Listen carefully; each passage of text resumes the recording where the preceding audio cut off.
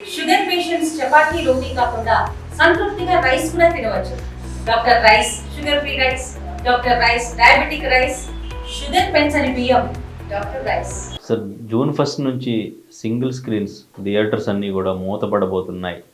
So వాళ్ళు ఒక సమ్మె లాంటిది నిర్వహిస్తున్నారు. బికాజ్ ఎందుకంటే వాళ్ళకి వచ్చే ప్రాఫిట్ ఏమి ఉండట్లేదు అని ప్రొడ్యూసర్స్కి వాళ్ళు పర్సంటేజ్ వైజ్గా మేము తీసుకుంటాం అని చెప్పేసి లెటర్ పెట్టినట్టు తెలుస్తుంది. సో ఇది వర్కౌట్ అవుతుందా? నిజంగానే జూన్ 1 నుంచి ఈ సింగిల్ స్క్రీన్ థియేటర్స్ అన్ని క్లోజ్ చేస్తారా? ఎందుకంటే మనకి హరిహర వీరమల్ కూడా జూన్ 12 రిలీజ్ డేట్ ఇచ్చారు.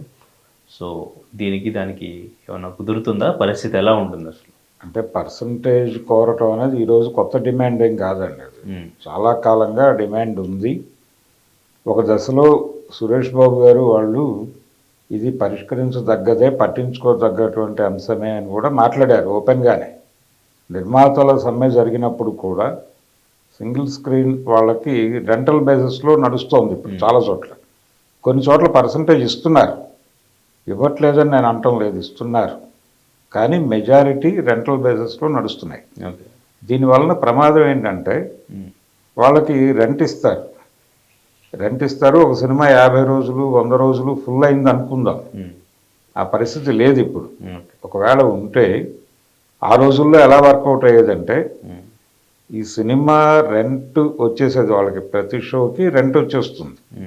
అంటే సార్ ఇది స్టార్టింగ్ నుంచి మనం క్లియర్గా సినిమా థియేటర్లు రెంటల్ బేసిస్లోనే ఉండేది. అది ప్రొడ్యూసరు, ఎగ్జిబ్యూటరు, డిస్ట్రిబ్యూటరు. సినిమా సో వీళ్ళ నుంచి సో ఎలా డిస్ట్రిబ్యూట్ అయ్యి ఎగ్జిబ్యూటర్ వరకు వెళ్తుంది, ఎగ్జిబ్యూటర్ సినిమాకి వచ్చి రెంట్ ఎలా తీసుకుంటాడు, సినిమా అనేది ప్రాసెస్ ఏంటి మొత్తం? సినిమా అనేది నిర్మాత గారు తీస్తారండి. తీసిన తర్వాత డిస్ట్రిబ్యూటర్కి ఇస్తారు. డిస్ట్రిబ్యూషన్ వ్యవస్థ వేరు, బయ్యర్ వ్యవస్థ వేరు. డిస్ట్రిబ్యూటర్ ఏంటంటే సినిమా నిర్మాణ దశలోనే, నిర్మాణ దశ కూడా కాదు, కథ కంప్లీట్ అయిపోయిన తర్వాత ప్రాజెక్ట్ ప్రారంభానికి ముందే అంగీకారానికి వెళ్ళేవాళ్ళు. డిస్ట్రిబ్యూటర్ల దగ్గరికి వెళ్ళి కథ చెప్పుకునేవాళ్ళు నిర్మాతలు. అయ్యా ఈ కథతో బలానా హీరోతో సినిమా తీయబోతున్నాను నేను, ఇది బడ్జెట్ అని చెప్పేవాడు. దానిలో కొంత భాగం వాళ్ళు విడుదల చేసేవాళ్ళు ముందే. నచ్చితే ప్రాజెక్ట్ నచ్చితే వాళ్ళు కొంత డబ్బులు ఇచ్చేవాళ్ళు అడ్వాన్స్. డిస్ట్రిబ్యూటర్కి నచ్చితే ఆ డబ్బులు తన దగ్గర ఉన్న డబ్బులు పెట్టి సినిమా తీసేవాడు. ఈయన సినిమా తీసి డిస్ట్రిబ్యూటర్కి ఇచ్చేవాడు, వాళ్ళు రిలీజ్ చేసుకునేవాళ్ళు. స్ట్రైట్ వైడ్ డిస్ట్రిబ్యూషన్స్ ఉండేవి ఆ రోజుల్లో. ఉన్నప్పుడు వాళ్ళ థియేటర్లో సినిమా పడేది. పడిన తర్వాత మొదట వచ్చిన డబ్బులు వాళ్ళు రాసుకున్నటువంటి లెక్కల ప్రకారం ఏ వడ్డీ రేట్లో రాసుకున్నారో ఆ ప్రకారం డబ్బులు వాళ్ళు ముందు తీసేసుకునేవాళ్ళు. వాళ్ళ డబ్బులు ఓవర్ఫ్లో ప్రొడ్యూసర్కి పంపించేవాళ్ళు. ఇది ఒకప్పటి కార్యక్రమం. తర్వాత సినిమా అమ్మేయటం మొదలుపెట్టారు.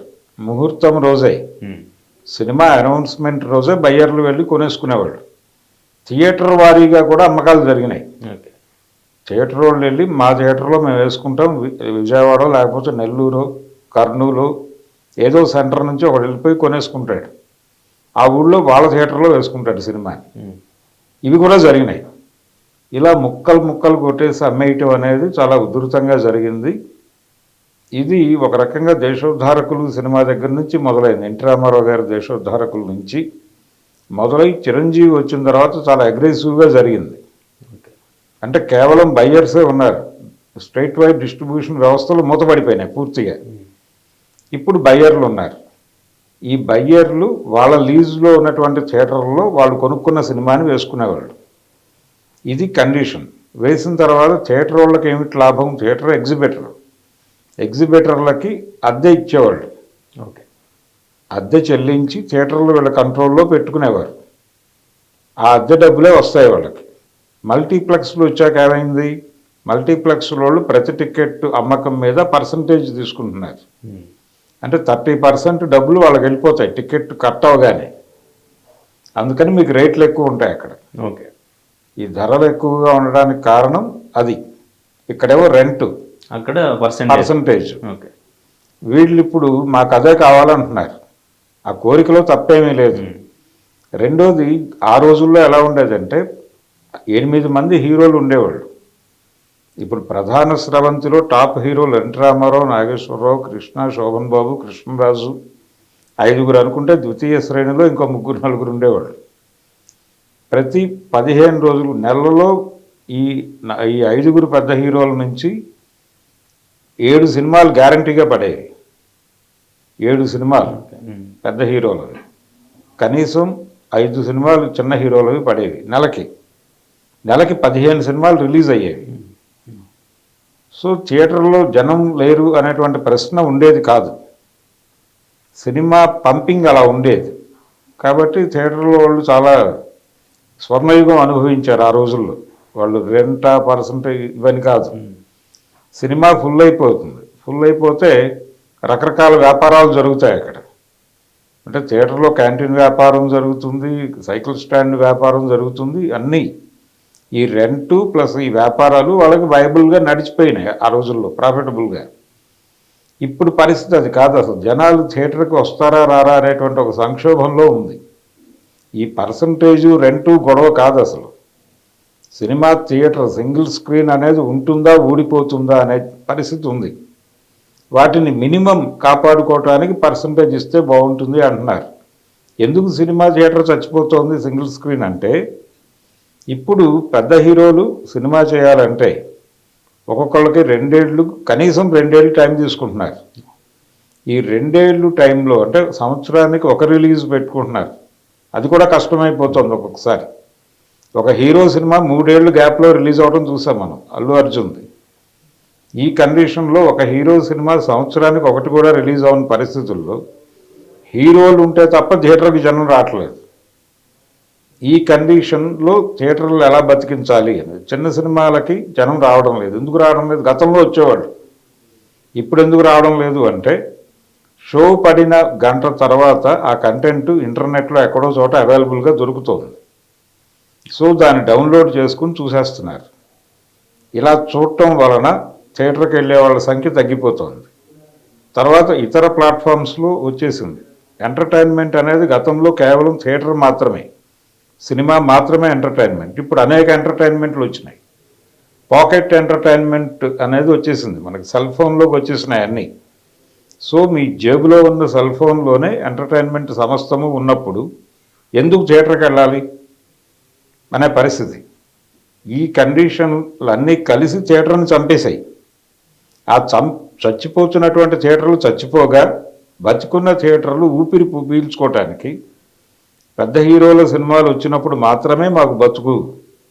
మిగిలిన రోజుల్లో ఏదో సినిమా వేస్తున్నాం, జనం వస్తే వస్తారు, రాకపోతే లేదు, ఎక్కువ 10 టికెట్లు తెగితే షో వేస్తున్నాం, లేదంటే మూసేస్తున్నాం అని చెప్పి పర్సంటేజ్ ఇవ్వండి కనీసం మాకు అని అడుగుతున్నారు. దానికంటే రెంటే బెటర్ కదా అని కొంతమంది మాట్లాడుతున్నారు. అంటే తెగిన టిక్కెట్ల మీద కదా పర్సంటేజ్, అసలు టికెట్టే తగినప్పుడు రెంటే బెటర్ కదా అని ఒక ఆర్గ్యుమెంట్ ఉంది. నిన్న మాట్లాడిన ఎగ్జిబిటర్లో ఆ మాట కూడా దొరికింది. అంటే ఆ మాట నిజం అనుకుంటే, అంటే థియేటర్కి జనం రావడం లేదనేది అందరూ యాక్సెప్ట్ చేసేసారు. అందుకని థియేటర్లు అనేవి, ఈ సింగిల్ స్క్రీన్స్ అనేవి నెమ్మదిగా షట్ డౌన్ అయిపోతాయి, ఎవరు అవనన్నా కాదన్నా. ఈ సింగిల్ స్క్రీన్కి వెళ్ళేటువంటి ఆడియన్స్ మల్టీప్లెక్స్ని ఎఫర్ట్ చేయలేనటువంటి ఆడియన్స్. వీళ్ళు సింగిల్ స్క్రీన్ వదిలిపెట్టేసి ఓటీటీలకు వెళ్ళిపోతారు, లేకపోతే ఇంటర్నెట్ నుంచి డౌన్లోడ్ చేసుకుని చూస్తారు. ఆ వర్గంగా గెంటేస్తున్నారు. ఇది పథకం ప్రకారమే జరుగుతోంది. మల్టీప్లెక్స్లు మాత్రమే ఉంటాయి. మల్టీప్లెక్స్ అనేది ఒక ప్రత్యేకమైనటువంటి ఎంటర్టైన్మెంట్ జోన్గా మారిపోయింది. అంటే అది ఈవెంట్, సినిమా కాదు, అది ఒక ఈవెంట్గా సెలబ్రేట్ చేసుకోవడానికి వెళ్తారు అక్కడికి. అలాగే వాళ్ళు ఒకే రోజున 4 షోస్ వేరువేరు సినిమాలు వేస్తాడు, వేరువేరు లాంగ్వేజ్ సినిమాలు వేస్తారు. సో అదొక సెలబ్రేషన్ నడుస్తుంది అక్కడ. కాబట్టి అవి ఉంటాయి. సింగిల్ స్క్రీన్స్ మాత్రం వెళ్ళిపోతాయి, ఆల్రెడీ వెళ్ళిపోయినాయి చాలా చోట్ల. ఏ ఊళ్ళోనూ పాత థియేటర్లు ఏవీ లేవు, అన్నీ క్లోజ్ అయిపోయినాయి. విజయవాడ లాంటి సెంటర్లో మెజారిటీ సింగిల్ స్క్రీన్స్ వెళ్ళిపోయినాయి. చూస్తే ఆశ్చర్యం కలుగుతుంది. అప్సరా థియేటర్ అని చాలా సెన్సేషనల్ సినిమా హాల్ అది. శంకరాభరణం లాంటి సినిమా 200 రోజులు ఆడిన థియేటర్ అది. అంటే ఆ సినిమా థియేటర్లో సినిమా చూడటమే ఒక ఎక్స్పీరియన్స్గా జనాలు వెళ్ళిన రోజులు ఉన్నాయి. అలాంటి థియేటర్ జనం రావట్లేదని మూసేశారు. ఇప్పుడు మూసేయటం కాదు, స్టాఫ్ మొత్తానికి 3 నెలలు జీతం ఇచ్చి పంపించేసి క్లోజ్ చేశారు. అది కండిషన్. కాబట్టి సింగిల్ స్క్రీన్స్ ఉంటాయని నేనైతే అనుకోవడం లేదు. అంటే కానీ ఒక స్టార్ హీరో సినిమా రిలీజ్ అయితే ఆ మూవీకి ప్రమోషన్ కానివ్వండి, సెలబ్రేషన్ కానివ్వండి, ఫ్యాన్స్ హంగామా సందడి అంతా సింగిల్ స్క్రీన్ దగ్గర ఉంటుంది, మల్టీప్లెక్స్ దగ్గర అటువంటి ఛాన్స్ ఉండదు. సో ఇంకా అది ఇంకా జరిగే ఛాన్స్ ఉండదు అంటారు ఇంకా అట్లాగా సినిమా సెలబ్రేషన్ ఇంకా జరగదు, అయిపోయింది. ఆ కథ కూడా ముగిసినట్టే. ఓకే, మల్టీప్లెక్స్ దగ్గరే ఏదో ఒక ఏరియా చూసుకుని చేసుకోవాలండి. కాబట్టి నెమ్మదిగా సింగిల్ స్క్రీన్స్ అనేవి వెళ్ళిపోతాయి. అయితే సింగిల్ స్క్రీన్కి వెళ్ళే ఆడియన్స్ని థియేటర్లకు రప్పించడం కోసం ఒక ప్రత్యేకమైనటువంటి కార్యక్రమం చేయవచ్చు అని ఒక ప్రతిపాదన ఉంది. అంటే ప్రభుత్వాలు కట్టేటువంటి కాలనీస్ ఉన్నాయి కదా, ఇందిరమ్మ ఇళ్ళు, లేకపోతే కేసీఆర్ ఇచ్చిన డబుల్ బెడ్రూమ్ ఇళ్ళు, లేకపోతే ఆంధ్ర ప్రభుత్వం ఇస్తున్నటువంటి ఎన్టీఆర్ ఇళ్ళు, అంతకుముందు జగనన్న గారు ఇచ్చిన రాజశేఖర రెడ్డి గారి ఇళ్ళు, ఈ కాలనీస్లో కమ్యూనిటీ థియేటర్లు కట్టచ్చు. కమ్యూనిటీ థియేటర్లు కట్టి 50 రూపాయల టికెట్ పెట్టి మీరు ఇంటి దగ్గర వండుకున్నవే తెచ్చి ఇక్కడ కూర్చుని తింటూ సినిమా చూడండి, 50 రూపాయలు మాకు ఇచ్చి కొత్త సినిమా వేస్తాం అంటే జనాలు థియేటర్కి వస్తారు. వాళ్ళ ఏరియా కాబట్టి వాళ్ళ ఇంట్లోంచి సరదాగా వచ్చి కూర్చుని సినిమా చూసి 50 రూపాయలు ఇచ్చి వెళ్తారు. అదొక మోడల్. ఆ మోడల్ కనుక వర్కౌట్ చేస్తే థియేటర్ బతుకుతుంది. అంతే తప్ప జనాలు బళ్ళు కట్టుకుని వెళ్ళి సినిమాలు చూసే ఇది అయిపోయింది, ఆ చరిత్ర ముగిసింది. ఇప్పుడు పాత రామారావు గారి రోజుల్లో బళ్ళు కట్టుకుని వచ్చేవాళ్ళు ఊళ్ళ నుంచి, అక్కడే తిని అక్కడే థియేటర్ సినిమా కోసం టికెట్ ఎప్పుడు దొరికితే అప్పుడు 2 రోజులు అయితే 2 రోజులు అక్కడే ఉండేవాళ్ళు అని కథలుగా చెప్తారు. ఆ రోజులు మర్చిపోయండి, లేదు అది. ఆ రోజులు లేవు, సింగిల్ స్క్రీన్స్ లేవు. సింగిల్ స్క్రీన్ వాళ్ళందరూ కూడా ఓటీటీలో సినిమాలు చూసుకోవడానికి వెళ్ళిపోతున్నారు, ఆల్రెడీ అయిపోయింది అది.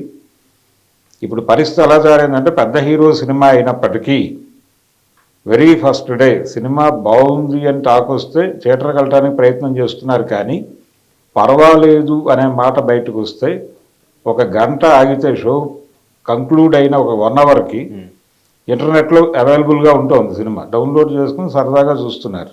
క్వాలిటీ ప్రింట్లే వస్తున్నాయి, అక్కడ చౌకబారు ప్రింట్లు ఏం రావట్లేదు. మొన్న గేమ్ చేంజర్ ప్రింటు, సంక్రాంతికి వస్తున్నాం ప్రింటు, అవి 2 అద్భుతమైన ప్రింట్లు బస్సుల్లో కూడా వేసి పంపించారు కదా. ఇది కండిషన్.